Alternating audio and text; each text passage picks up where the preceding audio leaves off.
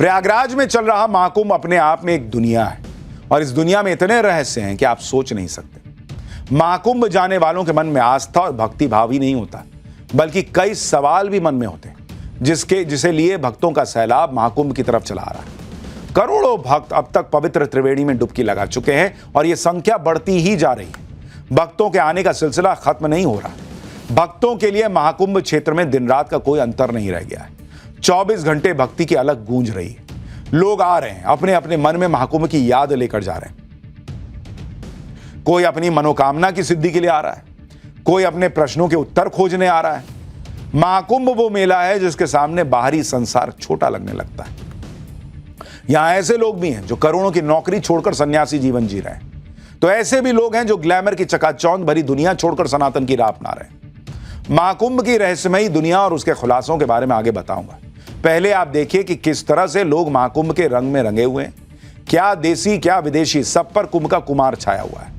ये जिस बाबा को आप देख रहे हैं, इनका नाम अभय सिंह राजपूत है और ये IIT बॉम्बे से इंजीनियरिंग कर चुके हैं। एरोस्पेस इंजीनियर के तौर पर काम भी किया है। करोड़ों रुपए की नौकरी कनाडा में कर रहे थे, लेकिन जीवन का लक्ष्य नहीं मिल रहा था। फिर अपने सवालों के जवाब हासिल करने के लिए अध्यात्म की राह पर निकल पड़े और आज महाकुंभ में अपने सवालों का जवाब खोजने के साथ लोगों की उलझने भी दूर कर रहे हैं। आप सोचिए बॉस, करोड़ों की नौकरी छोड़कर लोग सनातन में डूब रहे हैं। अभय सिंह राजपूत क्यों, सुनिए जीवन को लेकर क्या बता रहे हैं। मैं तो लोगों को यही समझ आता हूँ कि तुमको जब गेम ही समझ में नहीं आया पूरा क्या है, तो तुम खेल क्या रहे हो। उस गेम को तो समझोगे ना, ये गेम क्या है, तभी तो खेलोगे। बट बहुत सारे लोग बिना गेम को समझ के खेल रहे हैं। वो उस हिसाब से खेल रहे हैं जो उनको बताया गया है कि गेम क्या है। जो आपकी सराउंडिंग्स ने, आपके टीचर्स ने, अपने माँ बाप ने जो बता दिया कि देखो ये है खेल, जो आपको इन्फॉर्मेशन दी ना, जैसे इतिहास का भी वैसे होता है कि ये हुआ था, किसी ने बताया कि ये हुआ था, अब उसको भी कैसे पता कि ये हुआ था। तो हमारी जो नॉलेज है वो कहीं ना कहीं सारी एक्वायर्ड नॉलेज है, बाहर से जो आई हुई है। और उसमें तुम जब उसको परे जाते हो कि हाँ चाहिए तो ठीक है, इस दुनिया ने मुझे बताया है, असली सच क्या है। इसी महाकुंभ में ऐसी भी एक रहस्यमयी दुनिया है जिसके बारे में ज्यादातर लोग सिर्फ बाहर से जानते हैं। महाकुंभ में आने वाले नागा सन्यासियों का जत्था लोगों में जोश भर देता है। नागा सन्यासियों का अल्हड़पन, उनका बिना संकोच अपनी बात कहना और दुनिया के बंधनों से मुक्त होना लोगों को खूब पसंद आता है।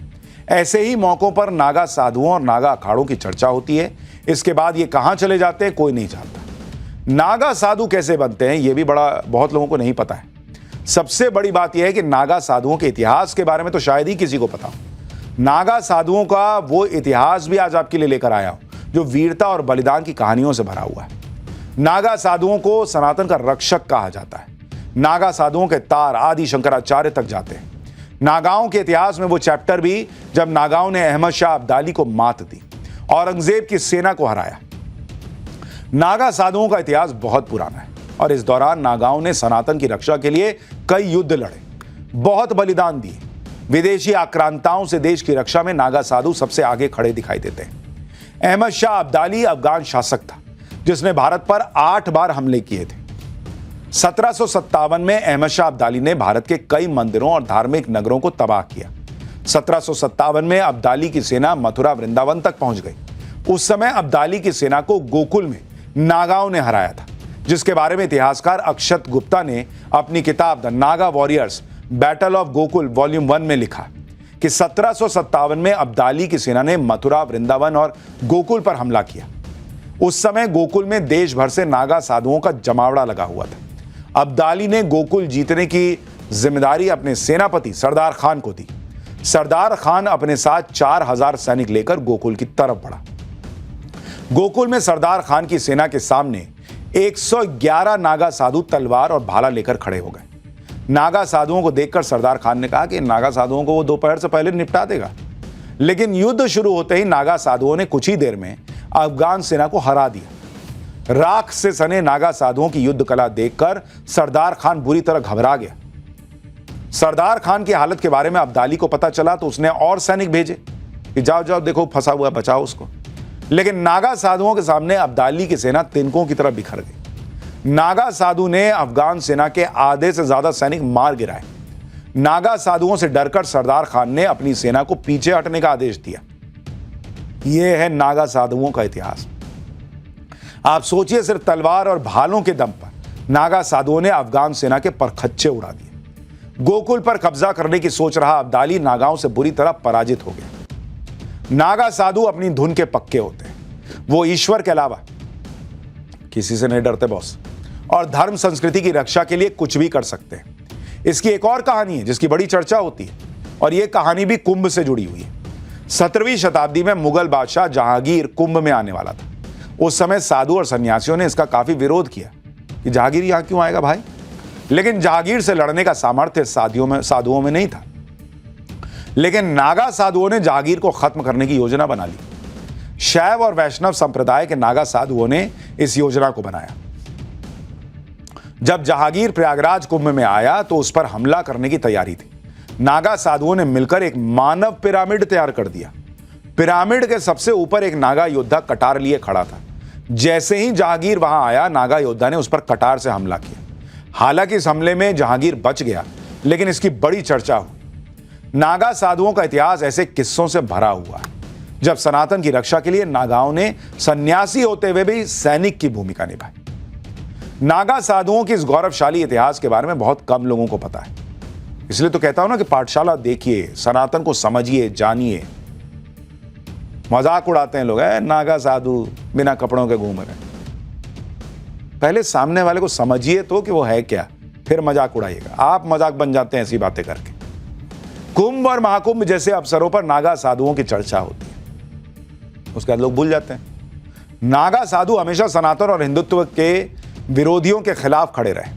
नागा साधुओं का इतिहास महाराणा प्रताप के साथ भी जुड़ा हुआ है। माना जाता है कि अकबर ने जब महाराणा प्रताप पर हमला किया था तो नागा साधुओं ने महाराणा प्रताप के साथ मिलकर अकबर से युद्ध लड़ा था। मुगलों के खिलाफ महाराणा प्रताप का युद्ध राजस्थान के चपली तालाब और रणकड़ा में हुआ था। इस युद्ध में नागा साधुओं ने महाराणा प्रताप के साथ मिलकर मुगलों से युद्ध किया। नागाओं की ऊर्जा और महाराणा प्रताप की बहादुरी से युद्ध में मुगलों की हार हो गई थी। यह भी कहा जाता है कि आज भी चपली तालाब में बलिदान हुए नागा सन्यासियों की समाधियां हैं, जो इस बात का प्रतीक है कि नागाओं ने सनातनियों की रक्षा के लिए बलिदान देने में भी संकोच नहीं किया था। ऐसा भी नहीं है कि नागा साधु बिना किसी तैयारी के युद्ध लड़ते थे। नागा साधुओं को शास्त्र के साथ साथ शस्त्र की बकायदा शिक्षा दीक्षा मिलती थी, और इसी वजह से राजा महाराजा नागा योद्धाओं को अपनी सेना तक में भर्ती करते थे। इतिहासकार जदुनाथ सरकार ने अपनी किताब a history of दसनामी Naga sannyasis में लिखा है कि शैव और वैष्णव दोनों संप्रदाय के नागा साधुओं ने राजपुताना, गुजरात और अन्य क्षेत्रों के राजाओं के लिए कई युद्ध लड़े। नागा साधु रक्षात्मक और आक्रामक दोनों तरह से इन क्षेत्रों की रक्षा करते थे। इसके बदले में नागा योद्धाओं को भूमि और वार्षिक भत्ते दिए जाते थे। 18वीं शताब्दी के दौरान नागा योद्धा उदयपुर, जयपुर, जैसलमेर, जोधपुर, बीकानेर, बड़ौदा, मारवाड़, भुज के महाराजाओं के साथ काम करते थे, और कई राज्यों में तो नागा योद्धा नियमित रूप से वेतन पाने वाली स्थायी सेना का हिस्सा हुआ करते थे। यह है नागाओं का गौरवशाली इतिहास। नागाओं की वीरता के किस्से भारत ही नहीं, विदेशों तक फैले थे। विदेशी इतिहासकारों ने भी नागाओं की बहादुरी और युद्ध कौशल के बारे में लिखा।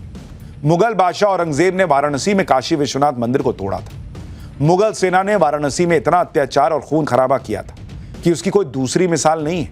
लेकिन उस दौर में भी नागाओं ने मुगल सेना को धूल चाटने के लिए मजबूर किया था।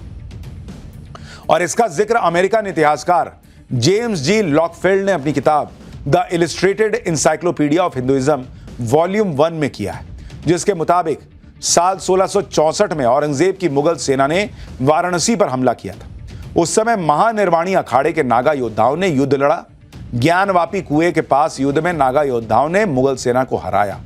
इसके हाथ से लिखे दस्तावेज महानिर्वाणी अखाड़े के पास रखे हुए थे। आप खुद सोचिए कि विदेशी इतिहासकार ये सब लिख रहे हैं, जबकि भारत में कुछ लोगों ने तो ऐसा इतिहास लिखा जिसमें औरंगजेब को हिंदुओं का हितैषी तक करार दे दिया गया। बॉस, मुगलों ने भारत के सनातन गौरव को मिटाने की न जाने कितनी कोशिशें की। प्रयागराज से लेकर वाराणसी तक सनातन को खत्म करने की कोशिश की गई। इसी तरह से हरिद्वार पर भी औरंगजेब ने हमला किया था। साल 1666 में औरंगजेब की सेना ने हरिद्वार के कुंभ पर हमला किया। मुगल सेना के खिलाफ नागा योद्धाओं ने मोर्चा खोल दिया भाई। नागा योद्धाओं ने अन्य साधुओं और संतों को एकजुट किया। सभी ने मिलकर हरिद्वार में मुगलों के खिलाफ लड़ाई लड़ी। नागा योद्धाओं की वजह से हरिद्वार से मुगल सेना को भागना पड़ा। लेकिन आपने मुगलों का इतिहास इतना पढ़ा होगा, नागा साधुओं के बारे में आपने कितना पढ़ा है सोचिएगा। नागा साधुओं ने सिर्फ सनातन के लिए ही युद्ध नहीं लड़े। देश पर जब भी संकट आया तब नागा साधुओं ने योद्धा का वेश धारण करके हथियार उठाए। विदेशी आक्रांताओं और मुगलों से लड़ने वाले नागा योद्धाओं और सन्यासियों ने देश के लिए अंग्रेजों से भी युद्ध लड़ा। सन्यासियों ने बंगाल में ब्रिटिश राज के खिलाफ युद्ध लड़ा था। इस युद्ध के बारे में बंकिम चंद्र चटर्जी ने अपनी किताब आनंद मठ में लिखा है। यानी आप कल्पना तक नहीं कर सकते कि सनातन की रक्षा और देश की रक्षा के लिए नागाओं ने क्या क्या नहीं किया है। यहां तक कि राम जन्मभूमि आंदोलन में भी नागा साधुओं ने हिस्सा लिया था।